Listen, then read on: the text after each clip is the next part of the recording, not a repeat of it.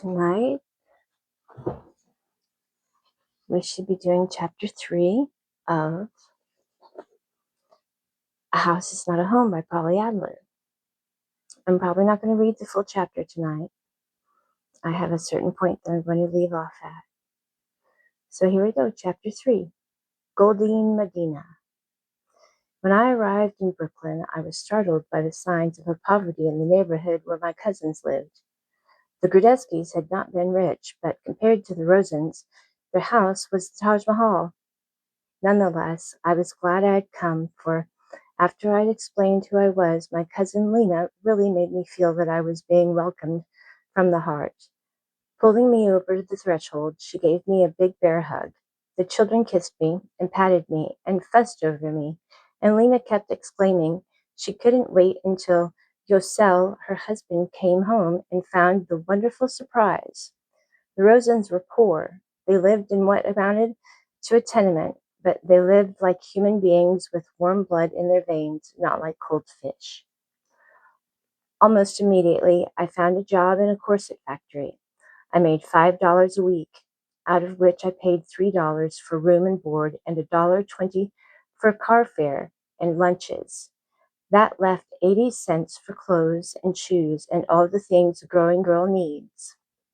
I learned to shop for remnants from the bearded pushcart men on Dumont Avenue and sewed blouses and skirts and underwear for myself by hand. I had to get up at 6 to be at the factory on time, and I came home just in time for supper. Though I was happier with the Rosens, I was a mole again, spending the long days working, coming out of the factory into darkness. And I felt strongly that it would always be like this for me unless I got more education. So I enrolled in night school. This meant that after working all day, I'd walk a mile to school and a mile back again.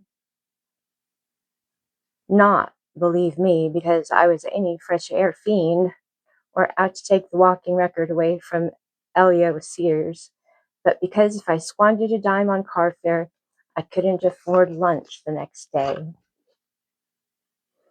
Sometimes I'd be so beat up that I'd flop down and go to sleep fully dressed.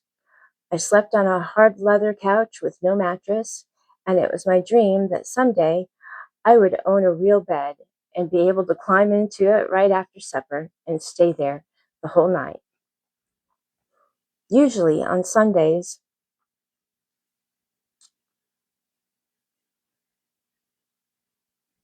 I all but slept the clock around.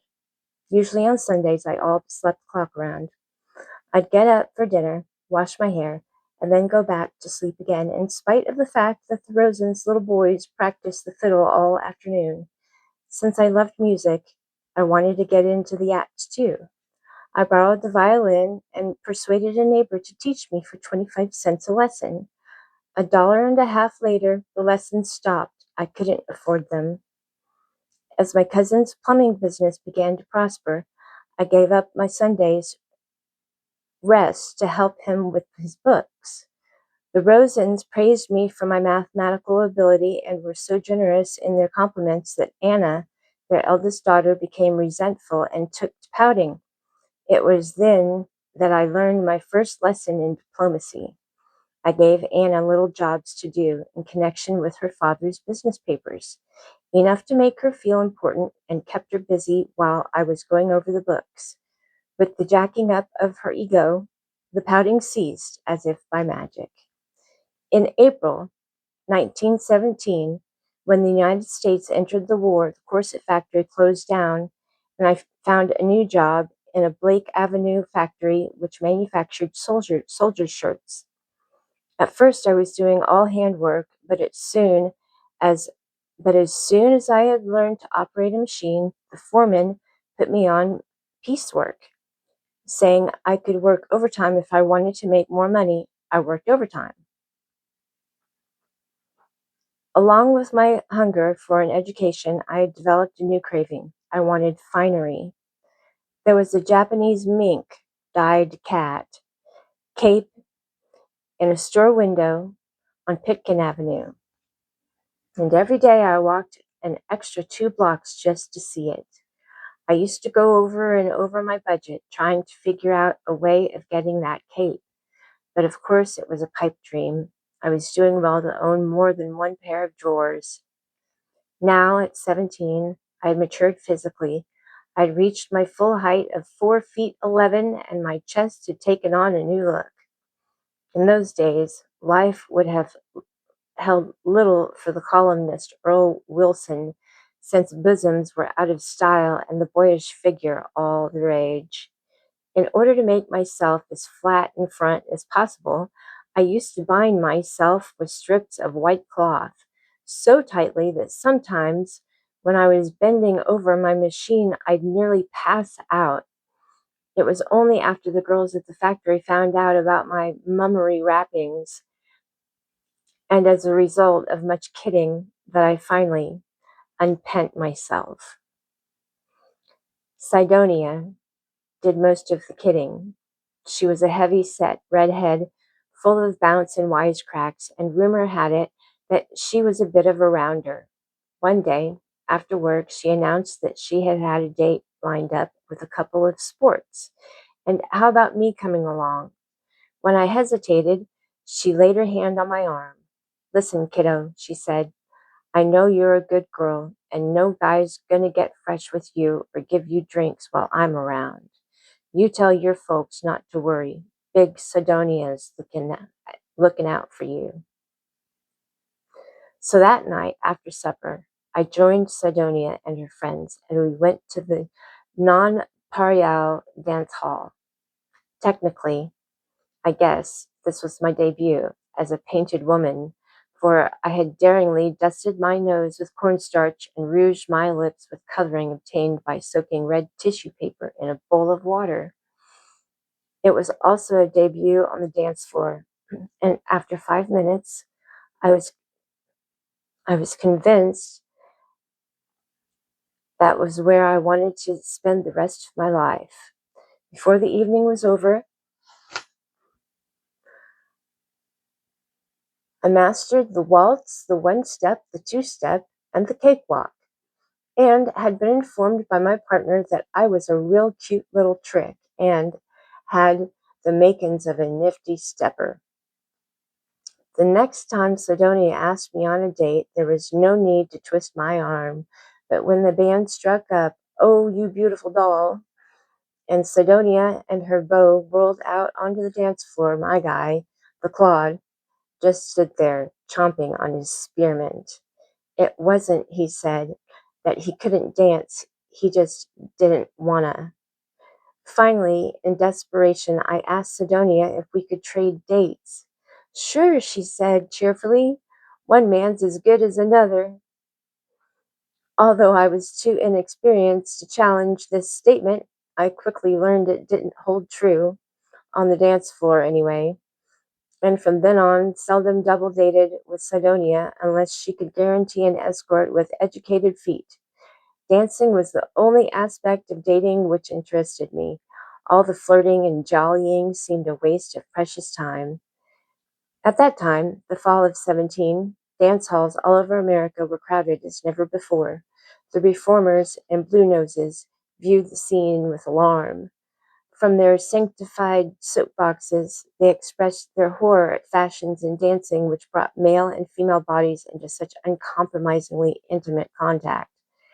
They denounced the aphrodisiac quality of a new kind of music called jazz, music born, low be it spoken, in a New Orleans barrel house.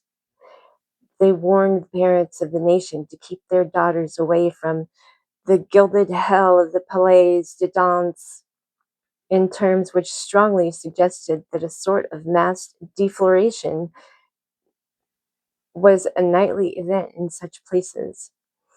Well, if so, I never got in on any such doings. Far from being a gilded hell, the non-parial was more like a gymnasium, and in a gymnasium, the goings-on, though strenuous, were disciplined. Since no escorts were necessary, I began going there Sunday afternoons with a girl from the factory, and before long we made friends with the regulars. the kids who, like us, were dance mad, but dint of spending every spare moment practicing. I got to be very good, in fact, almost as good as I thought I was, and entered all the dance contests, competing for candy, Kewpie dolls, cups, and sometimes even cash. It was considered very hot stuff to jump into a split in the middle or end of a number, and my favorite partner was known as Jack Split because of his skill in this department. I danced with other boys, of course, but it was understood that the contest dances belonged to Jack. Like other teams, we had a small but devoted fan club, an unofficial clique who did their best to applaud us into the prize money when we appeared at the Halsey Theater on amateur nights. Mostly we finished second, but on a few banner occasions, copped first. Although my acquaintance with Jack Split was 100% unsentimental, I couldn't even have told you the color of his eyes. My cousin Lena, observing my growing interest in the appearance along with my passion for dancing, came to the conclusion it was high time she found me a husband. I was not yet 18, still in Russia, many girls and older had 2 or 3 children. Lena, who believed in leaving nothing to chance, already had picked out my suitor, a neighbor boy named Willie Bernstein. The whole family cooperated in setting the stage for Willie's wooing.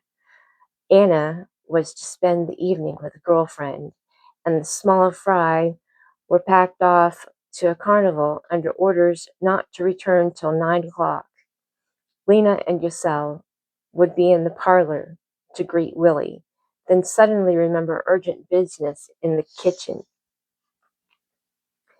After all the scheming and build-up, Willie in person turned out to be quite a letdown, scrawny and pale, with a bad case of acne and wearing an ill-fitting uniform. Only 3 days, okay, this was a blow to Lena. He'd been inducted only 3 days before. Of course, looks aren't the whole story. But poor Willie was by no means the personality kid, and it did not add to his charms that he considered dancing sinful. But he played piano and he tried to be pleasant, and we settled down to going steady, which meant that Wednesday, Saturday, and Sunday were Willie's nights. We knew that Willie would soon be going overseas, and one night he told us he had received his orders. Lena gave me a poke and look which said plainly, "Close the deal at once." Willie seemed to be in a hurry too. For the minute Lena and Giselle closed the kitchen door, he grabbed me in his arms and kissed me hard on the lips. Well, I knew this was supposed to be my shining moment, but my only thought was that Willie's complexion didn't look any better close up.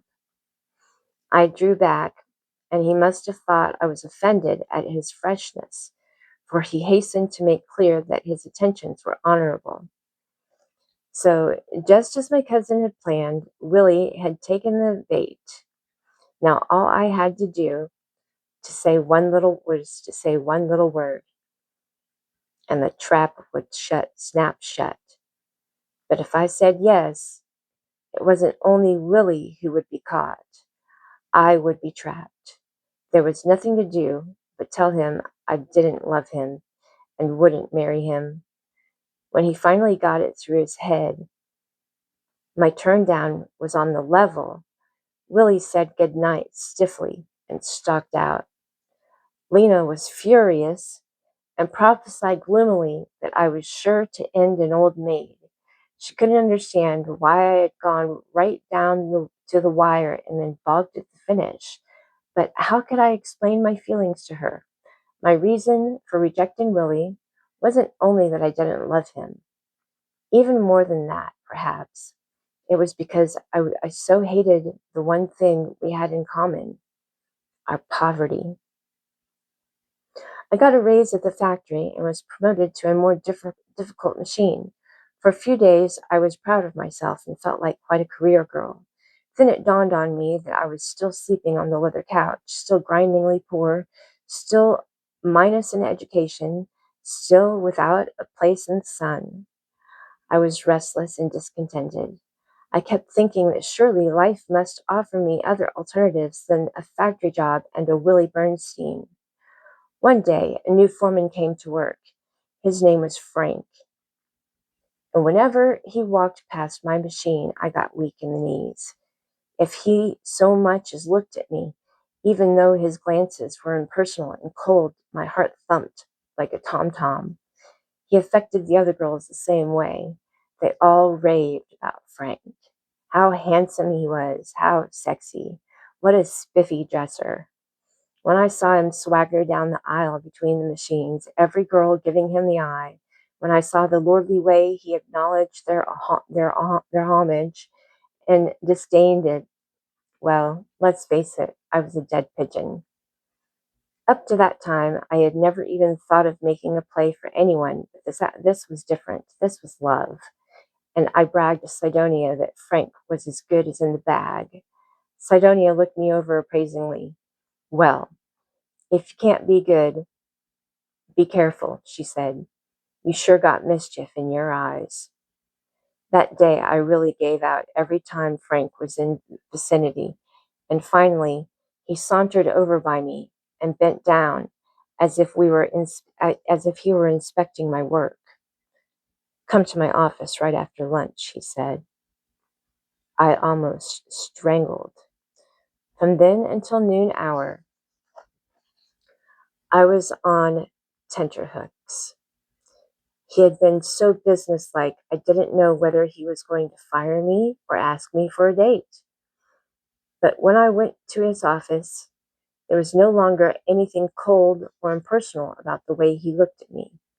What he wanted to see me about, he said, was would I care to go out to Coney Island with him that night? Would I? My voice has always been low and husky, but it dropped a full 2 registers on that. Yes. Frank asked me if I'd mind coming along while he picked up some clothes he'd left in a cottage out there. It was the end of the season and the place was being closed for the winter. We arranged to meet. As I went back to my machine, walking on air, I gave Sidonia the high sign, and she passed the word around to the other girls. All afternoon, my conquest was the only topic of conversation, and when one girl, trying, I guess, to figure out what I had, said, well, you know, Pearl does look kind of like Thedibera. My cup was full. I felt like the femme fatale of all time. It was a long walk from the station to the cottage where Frank was to pick up his things. The boardwalk was deserted, and there were shutters on the concessions. An icy wind flattened against us as we walked along, and by the time we reached the cottage, I was shivering with cold and glad to get inside where it was warm. We kidded about mutual acquaintances at the factory while Frank packed. When he closed the grip, I stood up, ready to leave. What's your hurry? He said. The evening is young.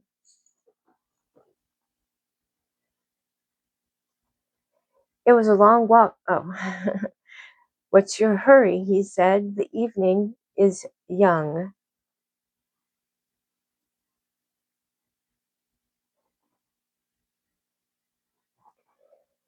He put a record on the talking machine. Hold on just a moment. I have to tend to my Lulu. Lulu, do you want up here? Do you want a mommy's lap? You can come sit on mommy.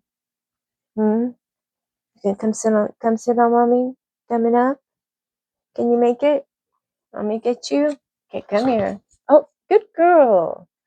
What a good girl. Sitting on my lap. You gonna give me some kisses? I think I forgot my place.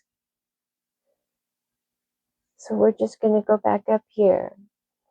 Frank's asking her why she wants to leave. Okay. "What's your hurry?" he said. "The evening is young." He put a record on the talking machine, a comedy song, Scotch brogue. I think now that it must have been Harry Lauder.